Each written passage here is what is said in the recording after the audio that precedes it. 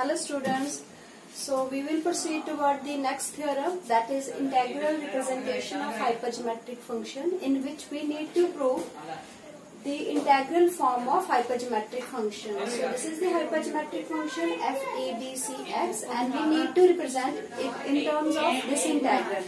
For this proof, we will need three lemmas. Lemmas means the helping theorems that will help us in the proof of main theorem. So first lemma is Bn, that is hypergeometric Pochhammer symbol, in which we need to write Bn as b into b plus 1, b plus 2 and up to b plus n minus 1. We multiply numerator and denominator both by b minus 1, b minus 2 up to 3 to 1.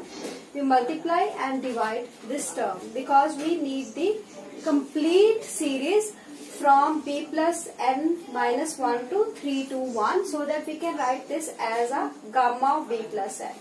And the denominator also, this is again one type of a factorial function, factorial of b minus 1, so which can be written as gamma of b. Similarly, we can write Cn as gamma of c plus n upon gamma of c. Now the second lemma that we need in the main proof, this is beta function. Beta function is beta mn, which can be written in terms of gamma function like gamma of m, gamma of n upon gamma of m plus n. And the integral form of beta function, we know that is 0 to 1 integral t raised to power m minus 1, 1 minus t raised to power n minus 1 dt. And the third lemma that we need is the general term of this expansion 1 minus xt raised to power minus a, and this is a binomial expansion, and general term in the binomial expansion of this will be minus a minus 1 and so on up to minus a minus n plus 1 into this term minus xt raised to power n upon n factorial. So this is the binomial expansion, you can check it. Minus we take common from each term, so it will be minus 1 raised to power n. Minus 1 raised to power n 1 from here, that will make minus 1 raised to power 2n. Minus 1 raised to power even number means it will become 1, and rest of the terms, this become the Pochhammer symbol an, and the rest term xt raised to power n upon n factorial as it is. So these are the three lemmas that you need to understand and use it in the main proof of this theorem, that is integral representation of hypergeometric function, which is very important. Now come to the main proof, integral representation of hypergeometric function. So this is the definition of hypergeometric function, that is summation and vary from 0 to infinity. You can take n or r, any variable from 0 to infinity. Now Pochhammer symbol an into bn upon cn x raised to power n upon n factorial. That is the value that we know of hypergeometric function. Now we will use here the first lemma that we have done, that is Pochhammer symbol bn can be written as b plus n gamma upon gamma of b, and Pochhammer symbol cn can be written as gamma of c plus n upon gamma of c. So we are going to use these two values here, keeping an as it is. Now we put the value of gamma b plus n upon gamma b for bn, and for cn this value gamma of c plus n upon gamma of c, keeping the term same.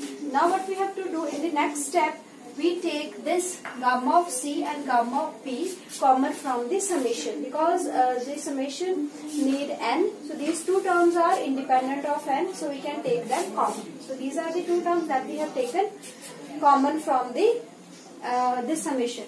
Now what we are left with, gamma of bn and gamma of c plus n. Now we have to write gamma of c plus n in this way. We have to add and subtract b, so that we can write this whole term as beta function, that is lemma 2. We are going to use it now here.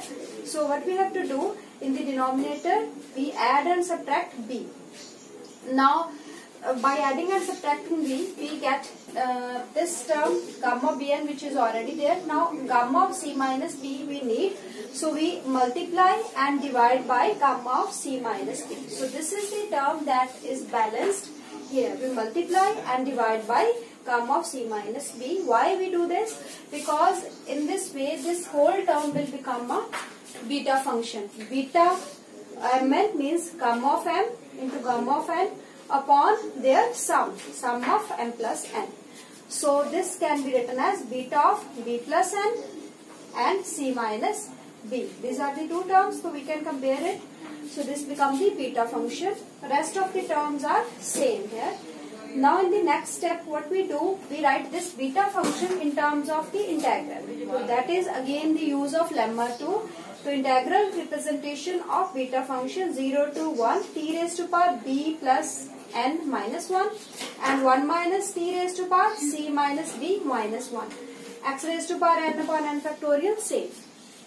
Now for the next step what we need to do, we will take t raised to power n from here and we attach this t to x because they have the same power n. So it will become, here it is xt raised to power n.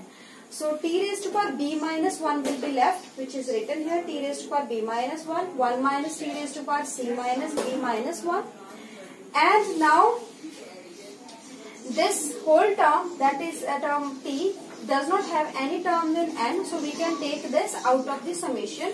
The summation left with the term which contain n. So this integral is written as it is here, and now come the use of the lemma 3.